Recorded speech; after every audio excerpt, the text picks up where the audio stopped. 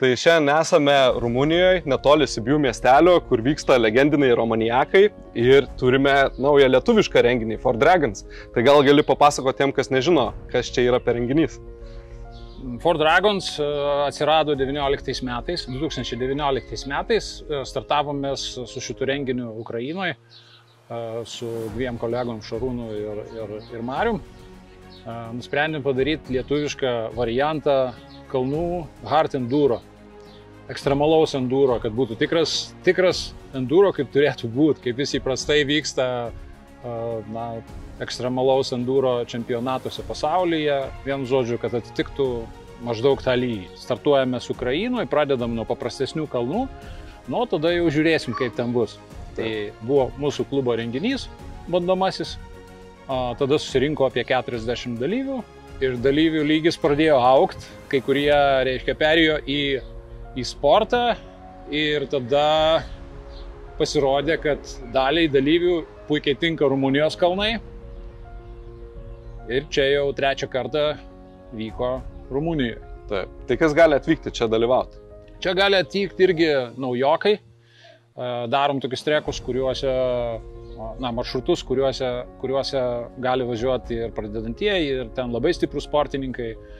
Ir yra ten turistų klasė, kurie gali pasivažinėti. Mūsų varžybos, tas jų formatas yra unikalus ir jis veda prie pasiruošimo pasaulio čempionatams. O ko reikia, kad galėtų žmogus čia atvykti ir važinėtis? Kokio pasiruošimo reikia, tiek technikos, tiek... Trijų dalykų reikia. Pirmas dalykas yra pačiam psichologiškai būti nusiteikus, ta prasme, turi nusiteikti jau, kad bus tikrai iššūkių, nesvarbu, kokioje tu klasėje važiuoji, ta prasme, turi būti psichologiškai jau stipriai nusiteikęs. Žmonės čia, kurie važiuoja, tai dažniausiai turi kažkokį tikslą. Tai tą tikslą turint, lengviau psichologiškai judėti, kaip sakoma, ir sudalyvauti. Tada antra dalis yra fiziškai. Jeigu nori čia geresnių rezultatų, ne vien tik pasivažinėjimo, jau turi iš principo ruoštis. Atvažiavus čia bus labai sunku, tikrai, garantuotai bus sunku. Ir trečia dalis yra motociklas. Tai motociklas turi būti paruoštas pilnai kalnams. Į tą dalyką reikia žiūrėti labai rimtai, nes jeigu turi gerą formą, psichologiškai pasiruošęs, bet motociklas neparuoštas, tai tada gali būti labai liūdna. O gali atvažiuoti visiški mėgėjai, kas dar nėra patyrę kalnų, ar čia reikia jau šiek tiek mokėti? Atvažiavęs į stovyklą, tai reiškia yra pirmos 2-3 dienos, kada vyksta treniruotės, gauni galimybę pasibandyti.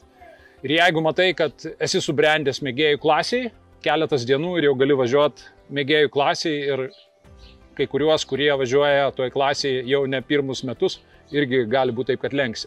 Jeigu pasirodo, kad galbūt per stipru, tai tada yra turistų klasė, kur gauni lengviausius variantus, pagrindinių maršrutų važiuoji, galbūt kai kur netgi dabar bus šiais metais 5 žmonės su dideliais motociklais. Tai jie irgi bandys važiuoti pagrindinių ir bus jiem ten padaryti shortcutai, kad jeigu nesigauna, tai galima taip. Ir jie važiuos pasižiūrėti, kaip sportininkai važiuoja, jiem čia irgi didelis actionas, džipų keliukais pasivažinėti.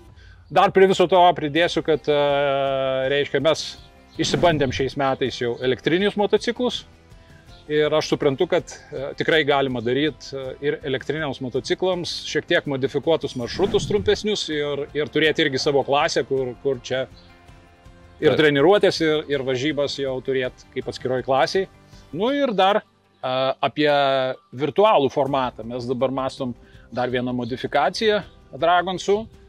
Planuojam daryti su davikliais ir atvažiavusios nedidelės grupės. Ir ten su paprastintų formatų praktiškai tie patys maršrutai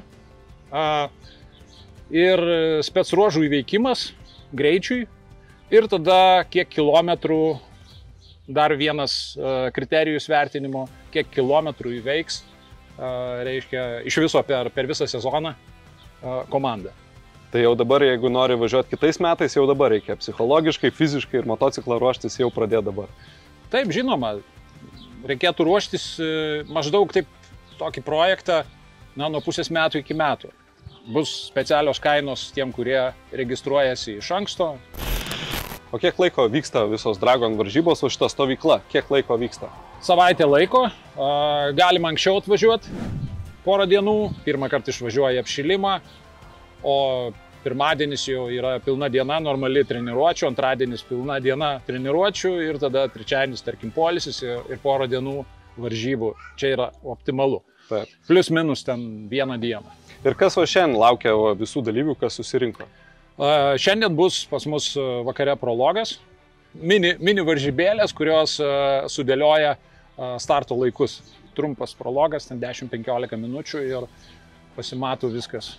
O apie pačias trasas, ko tikėtis, kas yra trasose, kas yra kalnuose? Čia beje, kiek girdėjau, yra tos pačios trasos kaip Romaniaksų, sekcijos yra tos pačios, o kitos yra jūsų individualios. Panašumo daug, tik tai pas mus yra mažiau pervažiavimų. Mes stengiamės taip padaryti, kad būtų kuo mažiau kilometrų važiuoti ir daugiau techninių ruožų. Pas mus yra pagrindinis maršrutas ir nuo jo atsiskiria kilpos, kaip slidinėjime yra spalvom skirtingom sužymėta ir dalyviai mato pas save navigatoriuose. Per treniruotės iš principo kiekvienas dalyvis gali įsivertinti, kokios jam kilpos tinkamos, koks jam lygis yra ok, kas nelabai jau. O kiek šiais metais dalyvių susirinko? Šiais metais mes turim apie 30 dalyvių su turistais. Tai nėra labai daug, bet pagrindė tokie jau sportiškai važiuojantis ir yra keletas naujokų, bet žmonės daugumoje jau tie, kurie atvažiuoja rimtai pasitreniruoti. O apie naujokus, kaip lygis skiriasi, tarkim, seniau, kai atvažiuodavo naujokai į kalnus ir kaip dabar atvažiuoja? Ar pakilęs yra lygis bendras? Bendras lygis, tai kaip ir visur, netgi, tarkim, ir tuos pačius Romaniakus, lyginant, tarkim, 2008 metais, kai pirmą kartą važiavo pirmieji lietuviai, mes atrodėm tada visi ten labai juokingi. Ir lyginant su tuo, ką mes dabar turim, tai dabar mes jau turim Romaniakuose finisherių su Silver klasiai. Tai reiškia, čia yra kaip žemė ir dangus. Nu, šiais metais dar testavai naujieną, tai yra elektrinį Stark Varga. Kokie įspūdžiai? Man tai patys geriausi įspūdžiai. Iš principo, vieno mygtuko prietaisas ir važiuojasi žymiai lengviau melinais žaliais trekais. Tai man tai žiauriai patiko. Aš ir Lietuvoje pasibandžiau porą dienų ir tada čia pasivažinėjau keletą dienų, tai supratau, kad į raudonus kol kas man gal anksti su juo važiuoti, bet čia laiko klausimas. Vis vieną prisitaikysim ir jeigu bendruomenė susiburs elektriniais važiuojančių, manau, kad bus, sugalvosim, kaip tai padaryti, kad visiems būtų čia super smagu. Greičiausiai reikia maršrutų trumpesnių, šiek tiek range'as nuvažiuojamas trumpesnis. Taip, mažiau kilometrų. Šiuo momentu aš kiek važinėjau, tai žinau, kad maždaug iki 55-60 km galima važiuoti, reiškia, tokiais mėlyno lygio maršrutais miksas su žaliu. Jeigu į sudėtingesnius važiuojant, nežinau, ta prasme, jeigu jį naudot grinai ant raudonų, sunku pasakyti, kaip būtų, bet tikriausiai daugiau gali būti. O kokie pagrindiniai skirtumai lyginant ar su dvitaktuku, ar su keturtakčiu ir su elektra? Labai prognozuojama galia, tai reiškia, tu visą laiką žinai, kad tu turi kiek nori. Jeigu reikia mažai biškį mygtuką paspaudį ir tu turi vėl ten papildomai 10 arklių, jeigu ar kiek ten susidėliosi, viską galima susidėlioti appse. Pagal save susireguliuoti absoliučiai tą motociklą pagal galę ir kreivėm visom ir kaip tik nori. Tai reiškia, jis pilnai customizuojamas. Nereikia ten kažkokių grandinių, ten žvaigždžių ir panašiai. Viskas labai paprasta. Tu tik viską gali su appsu darytis. Super variantas.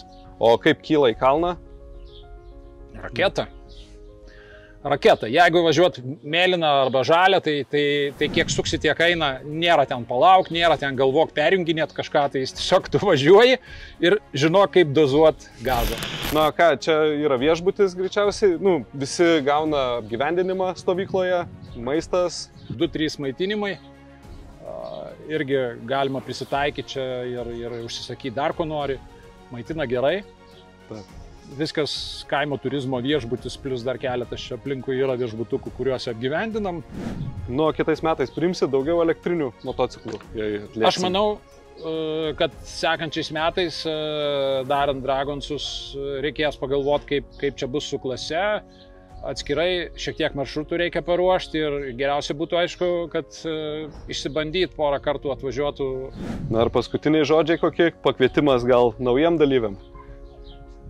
Aš manau, kad nauji dalyviai gali drąsiai važiuoti tikrai ir išsibandėm jau ir šiais metais kažkiek tai su naujokais, jau per tiek kartų turim daugiau mažiau subalansuotą formatą, galim kiekvienais metais vis tobuliau ir per sunku nebūna žmonėm. Nu, pirmiausia, kaip suprast reikia, pabandyti gyvai. Daug labai nepapasakosiu, aš tik manau, kad reikia bandyti. Bandykit, važiuokit ir bus viskas gerai. Čia atvažiavęs per savaitę gauni tiek, kiek metai treniruočių Lietuvoje miškeliais važinėdamas ar bandydamas ten per dirbtinės kliūtis važinėti. Palinkėjimai visiems, kas dalyvauja, sėkmės, o tie, kurie seks. Yra pas mus šiais metais tokia naujovė, mes naudojam daviklius, viską galima internete matyti. Tai kad būtų greitas rezultatų skaičiavimas, kad būtų saugu, kad matytųsi, kur kiekvienas dalyvis. Tai šitą technologiją mums Race Admin EU suteikia. Two Wheels Empire, kurie su elektriniu motociklu mums davė galimybę, suteikė pasibandyti ir test raidus pasidaryti. Tikrai visiems ačiū. Ir dalyviam, aišku. Dalyviai, ačiū, kad pasitikit, kad atvažiuojat ir ne vienus metus.